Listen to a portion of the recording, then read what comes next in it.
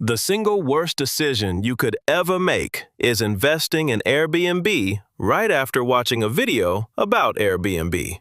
Because most people imagine that after buying their first property, life looks like this. Bookings rolling in, cash piling up while they lounge poolside all day. But the real trouble started as soon as the bookings actually rolled in. McFlurry's very first booking looked almost too good to be true. A polite profile picture, 5-star reviews, and a bio reading, "Quiet guest who loves reading. Booking accepted." A message popped up. "Thank you for accepting. I promise to treat your apartment like my own." McFlurry was so thrilled he started counting his profits before the guest even walked through the door. The guest arrived, greeted him politely, grabbed his bag, and stepped inside peacefully. McFlurry smiled and thought to himself, if all guests are like this, I just found the easiest business on earth. The peace didn't last 2 minutes. McFlurry opened it, only to find a jacked cat wearing sunglasses and a floral Hawaiian shirt. In a booming voice, he barked, "I'm his brother," pushed McFlurry aside, and walked right in. Before McFlurry could process what was happening, "I'm his cousin. I'm in his band. I'm just staying for 5 minutes." Suddenly, that front door was revolving faster than a mall entrance on a weekend. Cat after cat flooded in while McFlurry stood at the doorway, completely paralyzed in shock. Half an hour later, it turned into Project X. One cat grilling fish in the middle of the living room. Another cannonballing into the pool. And cats swinging from the chandelier. And the cute cat with the bow tie, standing right in the middle, holding a microphone, screaming, "Anybody want popcorn?" And somehow, the booking was meant for one person. The next morning, the door opened, and they all walked out smiling. "Thanks for having us. Great stay." McFlurry waved goodbye, a nervous twitch in his eye, and shut the door. The moment he turned around, the sofa was shredded, the table clawed to pieces, the vase smashed, and the floor looked like it had hosted the World Cup final. McFlurry sank to the floor amidst the wreckage, holding a massive repair bill. And sitting on the table, an empty tuna can with a little note. "Thanks for a wonderful stay. 5 stars." 3 a.m. McFlurry was having the best sleep of his life. Hugging his pillow, ocean waves playing in the background, thinking, this is the passive income everyone was talking about. A piercing phone call shattered the silence. McFlurry bolted upright like he'd been electrocuted. He answered with trembling hands, only to hear a furious guest screaming, "The smart lock won't open!" He threw his shirt on backward, grabbed his toolbox, and sprinted down the street in the dead of night. He arrived, fixed the lock, and panted. There, all set. The second his head hit the pillow back home, "There's no hot water!"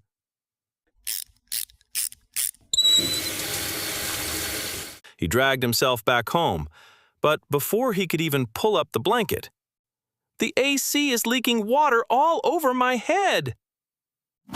McFlurry grabbed his ladder. Finally, the sun came up. The guest walked out with his bags, beaming. "Amazing stay! Honestly, you outdid yourself. 5 stars." McFlurry looked in the mirror, face covered in grease, eyes bloodshot from exhaustion, holding a broom. Hey, at least he got those 5 stars. But where exactly was this passive income? One day, McFlurry stumbled upon a guy on YouTube claiming, "I make $10,000 a month with Airbnb." The moment the video ended, McFlurry didn't hit like, he hit buy apartment. If he can make 10 grand, I can easily make 20. He furnished the place, took photos, published the listing, and sat back waiting for a month packed with bookings. Week 1 passed. Week 2 passed. Not even a single cat knocked on the door. The days bled into weeks, and McFlurry stared at his phone in absolute desperation. Finally, a 2-night booking came through. He celebrated like he'd just sold the Burj Khalifa. Those 2 nights ended, and silence returned.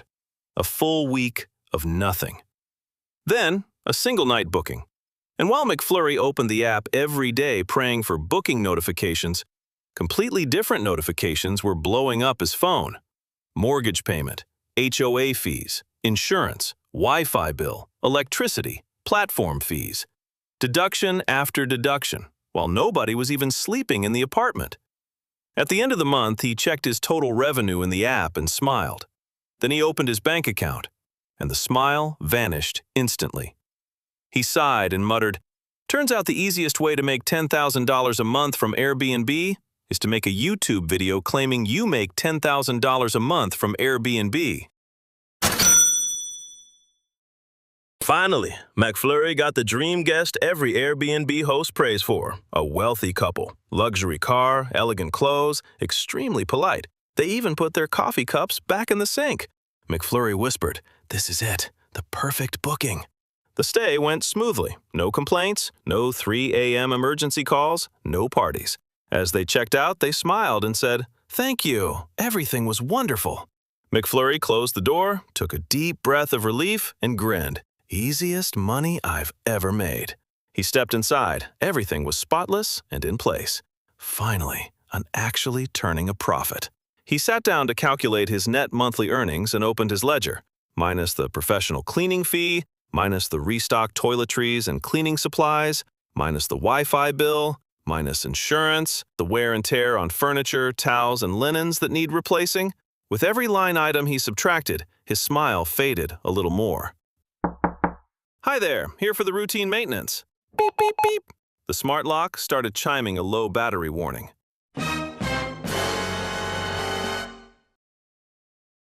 So, if Airbnb is this difficult, why do some people still make millions? The problem isn't that Airbnb is a failed business model. The problem is that most people go into it expecting passive income while they sleep, when in reality, it's a full-time operational business. Every disaster you just saw wasn't simply bad luck. It came from mistakes many beginners make from day one. If you think Airbnb is passive income, you're in the wrong business. It's much closer to managing a boutique hotel. Running a successful Airbnb isn't about owning a property. It's about building a reliable operating system. A reliable guest system comes first. Never trust the guest more than you trust your system. Set clear house rules, define the maximum number of guests allowed through the platform, and communicate the boundaries up front. Where local laws and building rules allow it, disclosed exterior entrance cameras or disclosed noise level monitors can help protect the property without invading guests' privacy. When you launch, if you expect the business to run itself, you're in for a reality check. Guests can need you at any moment. You have flexible choices here. If you have the time, handle check-ins and maintenance yourself to save costs, or transition to smart locks and automated messaging, or even delegate operations entirely to a co-host or property management company. Co-host, a secondary host who helps manage guest communication, check-ins, cleaning, and maintenance in exchange for an agreed fee or share of booking revenue. And never calculate your profits as if the property will be booked every single night of the year. Build your numbers around the worst-case scenario, not the best-case dream. Before buying or leasing any property, ask yourself one question. If I go weeks without a single booking, can I still cover my fixed expenses? If the answer is no, you're relying on luck, not a plan. This operational setup relies on realistic expectations, starting with your occupancy rate. Occupancy rate, the percentage of booked days relative to the total available days in a period.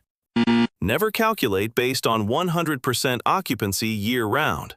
Finally, stop treating every dollar coming in as pure profit. Set aside a fixed portion of every booking for maintenance, replacements, and emergencies, because an AC unit never asks for permission before breaking down. To protect your business from cash flow crunches, separate daily operational costs from long-term asset replacement through CapEx. CapEx, which stands for capital expenditures, funds allocated to replace major long-term assets that wear down over time, such as HVAC units, furniture, or major appliances. And to avoid getting blindsided like McFlurry by depleted supplies, remember that everyday consumables like soap, paper towels, and cleaning products fall under OpEx. OpEx, which stands for operational expenses, the day-to-day ongoing costs required to run the property, like toiletries, cleaning supplies, and utility bills. That's why some hosts may set aside around 10% to 15% of each booking as a rough starting point for maintenance and future replacements. And for those looking to jump into the market without buying a property outright, there's always rental arbitrage. Rental arbitrage. Leasing a property long-term and subleasing it short-term on platforms like Airbnb to profit from the price difference without owning the real estate, only if the lease agreement and local laws allow it. Airbnb doesn't sell you a dream of passive wealth. People sell you that dream. Reality rewards the person who manages the business, not the person dreaming about it. If you're ready to run a real business, Airbnb can be one of the best opportunities out there.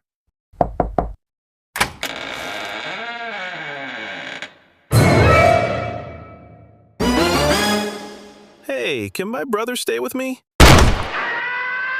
If you learned one thing from this video, let it be this: never invest in any business before learning how to run it. Subscribe and stay a SmartCast.